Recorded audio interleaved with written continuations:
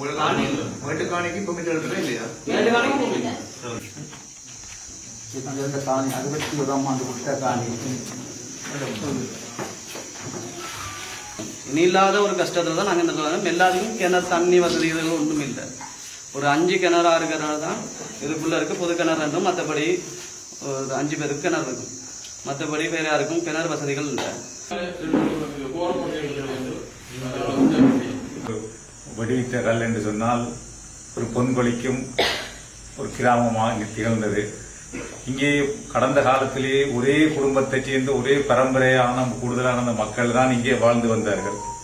இவர்கள் தற்போது இந்த யுத்தத்தின் காரணமாக நெடுங்கேணி, வவுனியா போன்ற பல்வேறு இடங்களிலே வாழ்ந்து வருகின்றார்கள். பலர் வெளிநாடு சென்றிருக்கின்றார்கள். இந்த யுத்தத்தின் காரணமாகத்தான் இந்த மக்கள் இந்த பொன் விளைகிற மண்ணை விட்டு வெளியேறினார்கள்.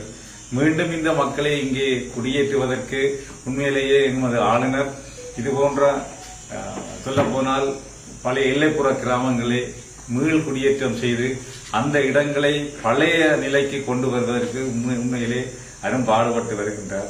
ஏனென்றால் அவருக்கு இந்த பிரதேசங்களை பற்றி நிறைய தெரிந்த காரணத்தினாலும் இந்த மக்களுடைய தேவைகள், அடிப்படை வசதிகள், உட்கட்டமைப்பு வசதிகள் போன்றவற்றை மேம்படுத்தி கொடுத்தால் இந்த மக்கள் இங்கே மீண்டும் வந்து குடியமர்வார்கள் என்ற நம்பிக்கையிலே அவர் இவ்வாறான செயற்பாடுகளை செய்கின்றார். ஆகவே இந்த பிரதேசத்தைச் சேர்ந்த மக்கள் நீங்கள் எங்கே இருந்தாலும் உங்களுடைய பழைய இடத்திற்கு வந்து மீளவும் உங்களுடைய குடியேற்றத்தை நீங்கள் மேற்கொண்டு இங்கே வாழ வேண்டும் என்று எதிர்பார்ப்புடன் நாங்கள் உண்மையிலே அந்த எதிர்பார்ப்புடன் தான் நாங்கள் இந்த அரசாங்கமும் இந்த அரசு அதிகாரிகளும் நாங்கள் இந்த விருப்பமாக இருக்கின்றோம். ஆகவே நீங்கள் இந்த இடத்திலே வந்து மீளவும் இந்த இடத்தை கட்டியெழுப்பி இந்த நாட்டினுடைய பொருளாதாரத்தை அபிவிருத்தி செய்வதற்கு இந்த நிலங்களையும் உங்களுடைய வளங்களையும் பயன்படுத்தி இந்த நாட்டை அபிவிருத்தி செய்வீர்கள் என்பதை கூறிக்கொண்டு நாங்கள் செய்யறதுக்கு தயாரா இருக்கிறோம். ஆனால் நீங்கள் நாங்கள் செய்து போட்டு திருப்பி விட்டுட்டு போகிறார்கள். நீங்கள் அதை உத்தரவாதம் எல்லைப்புற கிராமம் என்ற வகையில் இந்த எல்லைப்புற கிராமம் மட்டுமில்லை, வசதி வாய்ப்புகள் நிறைய இருக்கு. விவசாயம் செய்து முன்னேறக்கூடிய வாய்ப்புகள், விளைநிலங்கள் இருக்குது. அதே போல வீட்டு காணிகள் இருக்குது. நாங்கள் அன்றைக்கு இப்போ ஒரு 2-3 கிழமைக்கு முதல் நாங்கள் வந்து பார்த்தோம். நாங்கள் அறியத்தான் வந்து நாங்கள் என்ன மக்கள் கஷ்டப்பட்டு உலக காலம் இருந்தார்கள், கஷ்டப்பட்டிருக்கிறார்கள். அப்போ திருப்பி அவன் பாதியில் மீளக்கூடியவனும் இனி ஒரு வித்தியாசமான மற்றது இந்த அரசாங்கம் ஒரு வித்தியாசமாக இருக்காது. எல்லாரும் உணர வேணும். அதில் ஒரு பாகுபாடு காட்டியில் செய்ய வேணும், ஒரு வித்தியாசமாக இருக்கும். அப்போ இந்த காலத்தில் நாங்கள் பயமில்லாமல் முன்னெடுத்து செல்லலாம். மற்றது எங்களுக்கு ஜனாதிபதி அவர்களோட கலைத்த கூட்டத்திலும் எங்களுக்கு வடிவாக அவர் எங்களுக்கு பலதரம் எங்களுக்கு அறிவுறுத்தல் தரப்பட்டிருக்குது. ஒவ்வொரு மாவட்டத்திலும் இந்த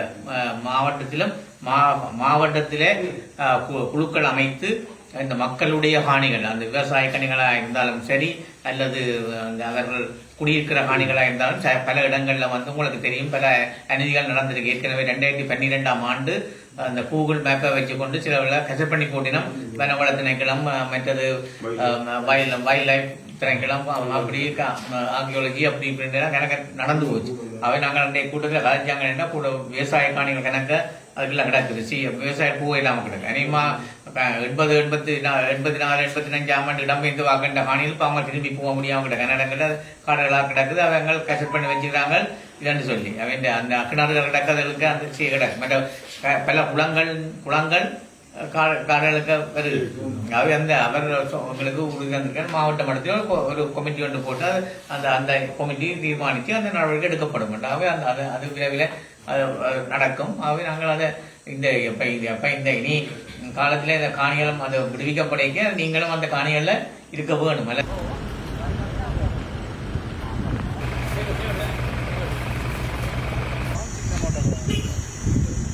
2-3 வருஷத்துக்குள்ள செய்த துருசு வேலையெல்லாம் கிடக்கு.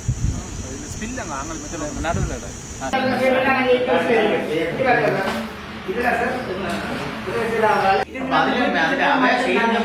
காணி இருக்கோ